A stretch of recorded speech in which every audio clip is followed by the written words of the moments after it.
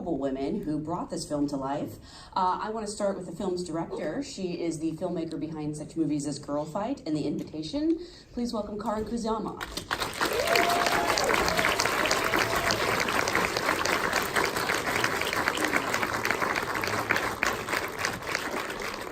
Also joining us is an actress who can literally play anyone or anything. You might not even realize Nicole Kidman was in this movie because she looks so different. Her work has, of course, earned her an Oscar, Emmy, and many SAG Awards. Please welcome Nicole Kidman.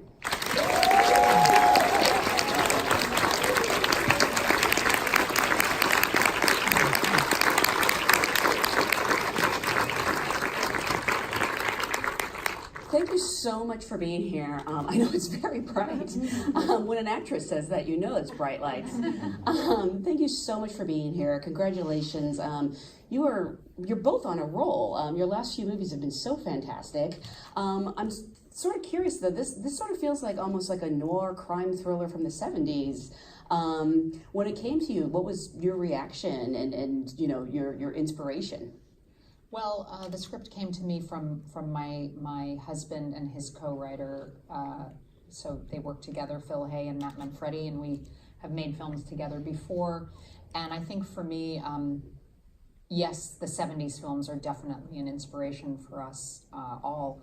But really the movie was just the script was so satisfying and so rich and layered and mysterious. And I was really happy and privileged to be able to take a crack at it. And Nicole, for you, I mean, I know that, I believe it was, you said that you were committed to working with a female director every 18 months, which is so fantastic. So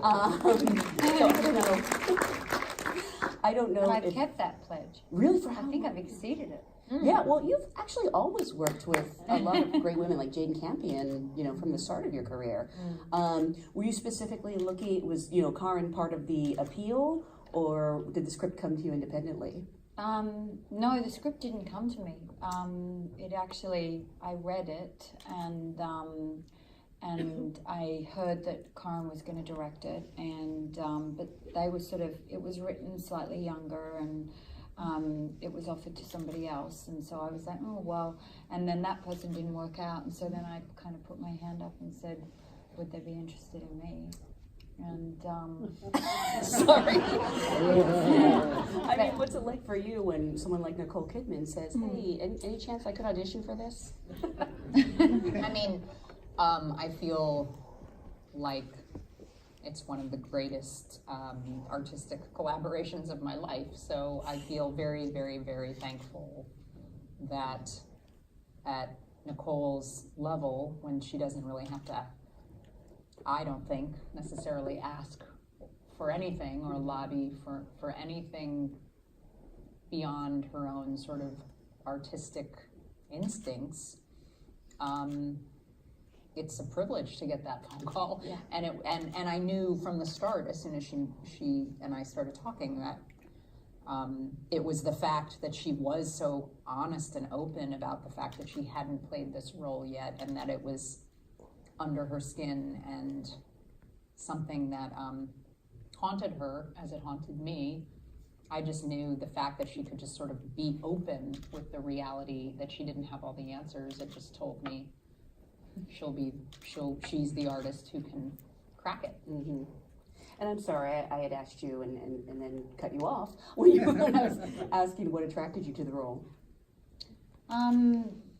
well, emotionally, I felt her, and I enter into a character that way because I just read it and went, gosh, there's something very hypnotic about this, and I could feel her, particularly because of, you know, the end and the way in which the scene with her daughter and the imagery of her carrying her daughter on her back. Those things I kind of just entered into her. But I also loved the idea of being able to play both when she's younger and older.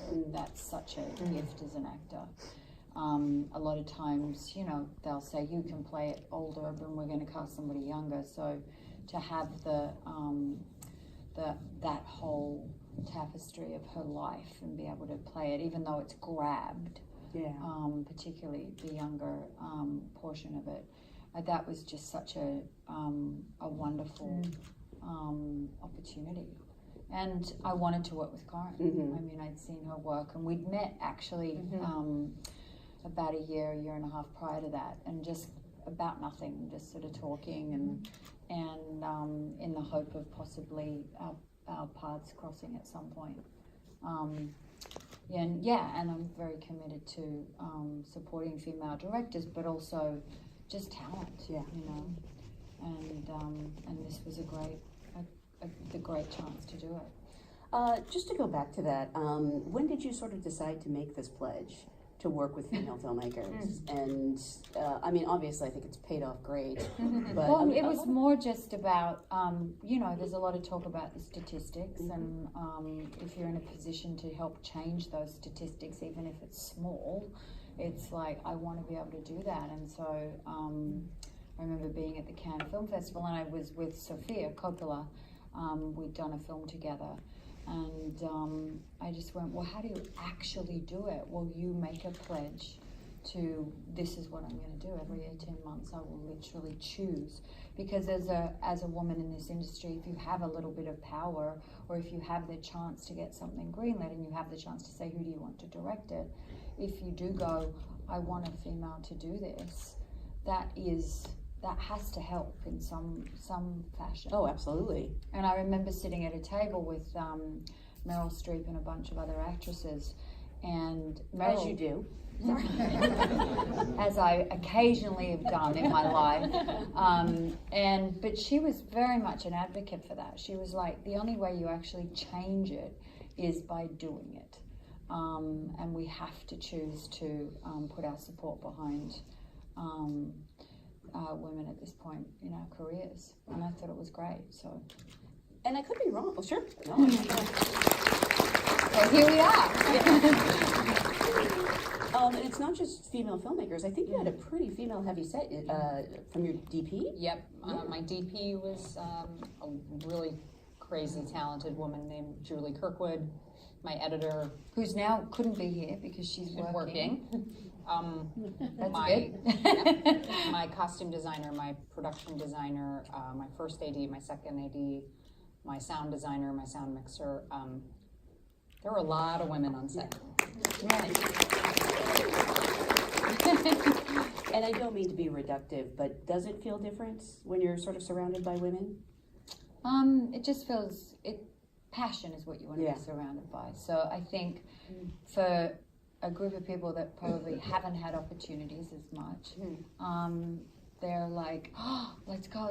So there's an enormous amount of willingness and passion there. And it's an odd thing, because I have not worked. I mean, I think I've worked with 2 female DPs in my whole career. Well, that statistically just isn't good. So that needs to change. And the only way it can change is by giving people opportunity and giving female crew members more opportunities, and you just have to keep doing it. And also, the other thing I think that's really important is the ability to not come out of the gate hitting this. Sometimes it takes time to learn and to get your experience and to grow, and I've been the recipient of that. I started off as a very young actress, and I was taught and I was given chance after chance, and I was built, and people put their time and energy into me. So that's part of it as well.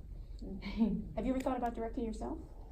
I've thought about it, but I really feel that, a director is someone that views the world in a particular way and has always viewed it. I mean, my passion is acting.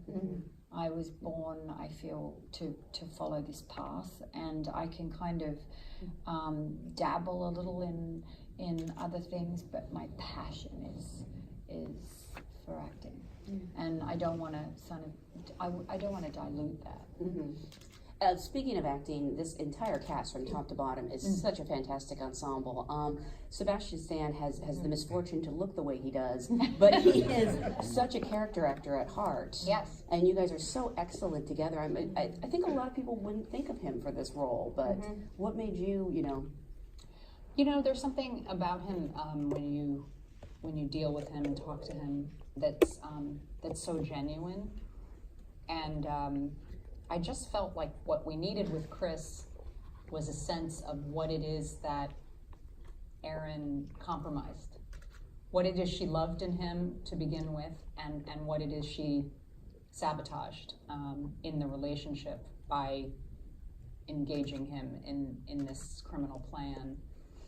And he just had such a open-heartedness that was almost like his professional downfall.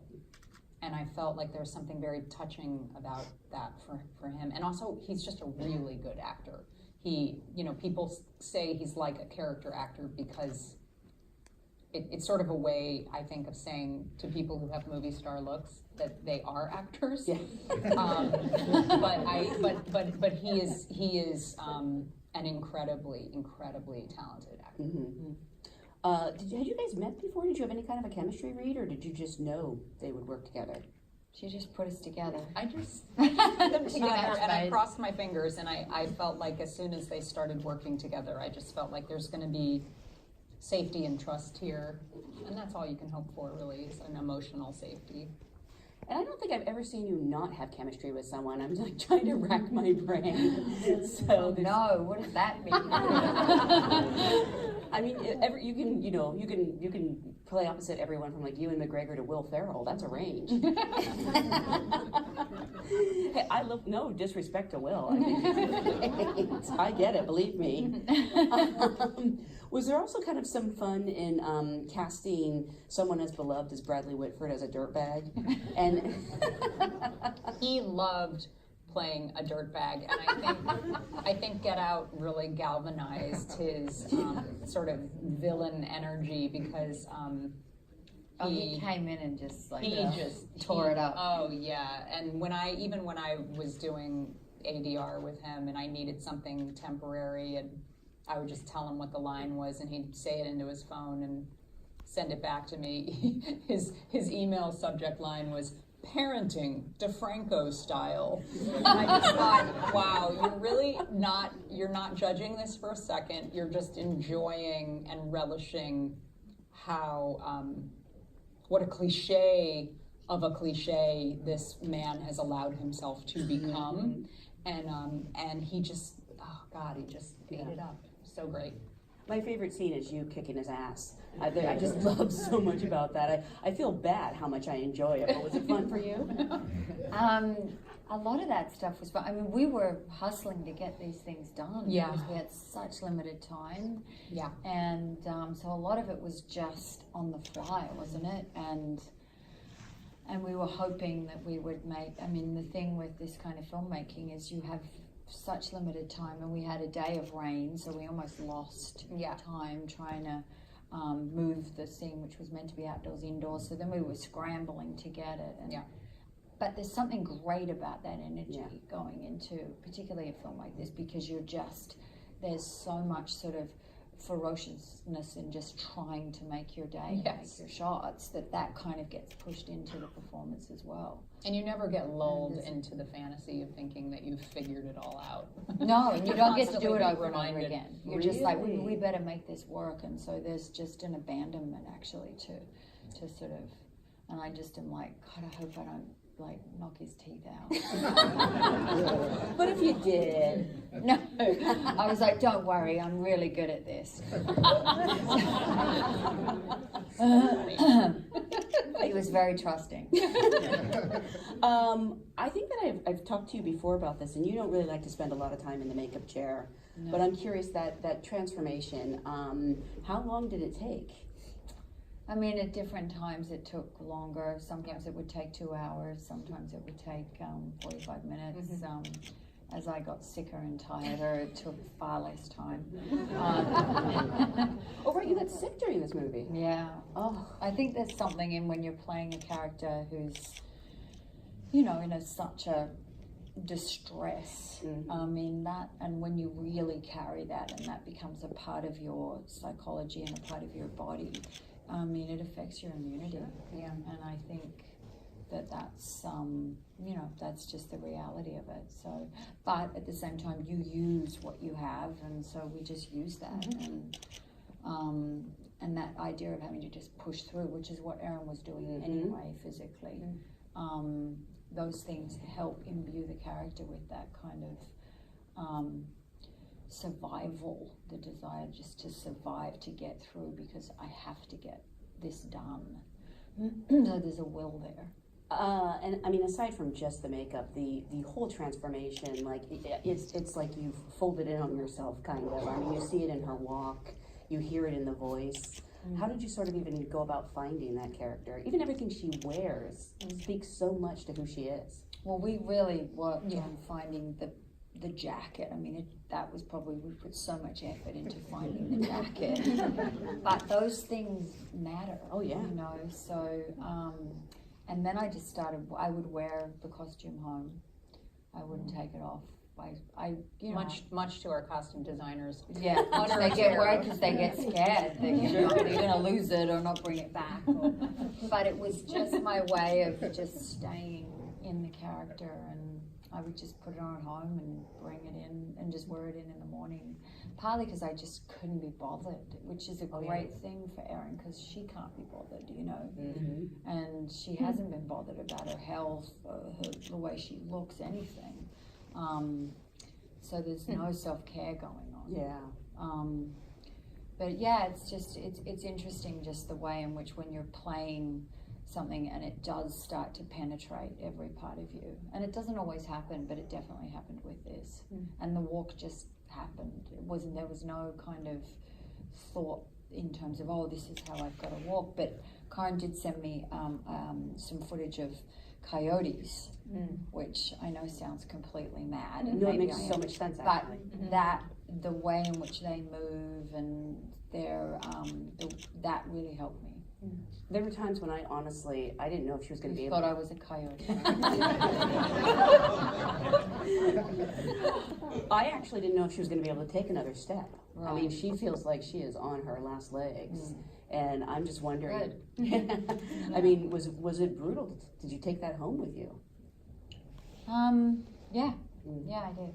And I luckily am married to an artistic person who allows me space to do what I'm doing. Although he did say, why would you choose to do this? Right, because it was so, you know, tough on me. And I'm like, because I was pulled to it. I had to do it. It wasn't, and a lot of times it isn't a choice. It's just what you're pulled to and what I'm pulled to. And I listen to that. I listen to the calling, is what I call it. And luckily I do. I have a partner, and I have children who are very forgiving of an actress mother, and are fascinated by it too. Oh, really? Yeah. How did they feel when you would come home in the jacket? No, they were a little shocked by my look. They did see it. Okay. They thought it was scary. But they did come to the set one night when we were doing the... Oh, you're kidding? Yeah, they came in there. They watched. They came very quiet. Day. And they saw me shooting, and then one time we did it without sound, to which my daughter said, "That's terrible." It didn't work. And I'm like, no, they'll put the sound in later someday. Yeah, she goes, I didn't want to say anything. It's not going to work this time. That's so great. Yeah. Everyone's a critic. Yeah. You want to take a couple quick questions from the audience if I can see anyone. Yeah. Let's start. There's a black form in the middle, and like a black shirt. Yeah. Great film. Nicole, how much training did you do with law enforcement? Because the way you put that automatic weapon on, I was like, wow. Good. I did so much. And my teacher will be very happy. I'm going to be texting him that. He is ex-military guy, and he really taught me properly. I mean, he was tough on me. And I live in Tennessee, so I would go down to this gun range and I would work, and I can load any of those weapons. I can fire any of them. I know exactly how to use an AR-15. I mean, he really taught me how to use those guns. And it was very important because Erin obviously has grown up with weapons like that. She's so used to it. They're part of her. They're her protection. She's got them in the trunk of her car. I mean, that's what she is. So that was actually the hardest part of just the prep, was having the time to do that kind of training, because you can't do that in a day or two or a week. I mean, it requires a lot of work.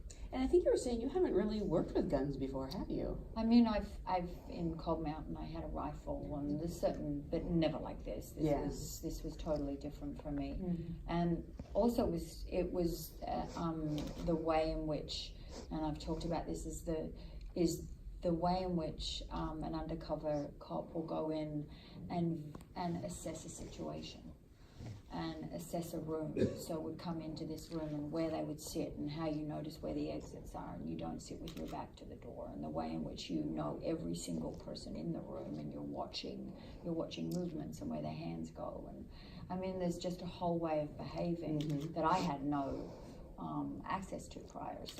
So that was a lot of the training too. But that then changes my behavior and changes the way I walk, and I mean, it's fantastic stuff to have access to as an actor. So thank you for the question. Are you suspicious of anyone in this room?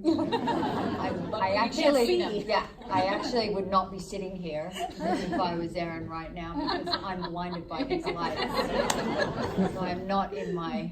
And Aaron would be really blind. Yeah, I would not be sitting here. I got someone down here. Sure. Can you talk about some of the symbolism at the very end of the movie? And did that come up during editing, or was that always what you had in plan? Symbolism of the movie. The symbolism of the movie. Do you mean At the final? at the end of the movie. The very final shot. The very final shots.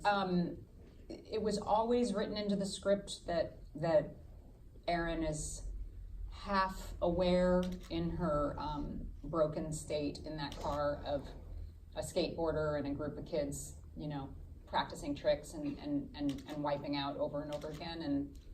And it was always in the script that the final moment was at a certain moment past her perishing, that skateboarder finally lands the trick. And so for me, it was really important to honor what I think the script was hoping to guide the audience toward, which was this sense that you know, that we can make mistakes over and over again, but sometimes we get it right. And in some ways, I think Erin pays the highest price for getting there, but she gets it right by doing right by her daughter and essentially turning herself into her partner. So it was just about sort of practice makes perfect. You know, I feel that for a few years there was kind of this silly belief that characters, especially female characters, had to be likable, or else audiences wouldn't want to see it, which I've never understood, because what a boring movie if everyone is likable and perfect. But is there something, I mean, did you find yourself, I find myself liking Erin. Oh, I love Erin. Yeah. I mean, there's a lot about her to admire. She makes some bad choices, but... Well, and I think she's complicated. I mean, I'm often asked a question about, and Nicole I think is too, about taking on a role that would ordinarily go to a man, and I'm realizing that part of what I really want to say, instead of attempting to sort of make room for the question, is say, I can't think of a time I've seen many men take on roles that are this interesting, and I would hope that more and more men start, you know, big movie stars start calling up their agents and saying, I'd really like a role as complicated and interesting as Erin Bell in Destroyer. So, you know, that's my opinion of it. Like, I feel like she's human. And I like her as a human. I have trouble with her. I'd probably argue with her a lot. But I don't know, I mean, you loved her. Yeah, I mean, well, I accessed her, I suppose, what's in pain and what she's struggling with. And as an actor, I'm always compassionate towards the characters I play. Yeah. But as a person too, I suppose I've always grown up, I grew up with parents who were, my father's a psychologist and my mother was a nurse educator, so they're parents that were givers, as I say. And so I would always be given the viewpoint of, I mean, that compassionate viewpoint of people. And so I probably, to a fault, probably can see. And the worst thing I ever heard my father say was, oh, that's bad behavior. He'd never say somebody was bad. Which I think so really, you know, people can behave badly. But I do believe in that there is an essence to humanity that is ultimately good.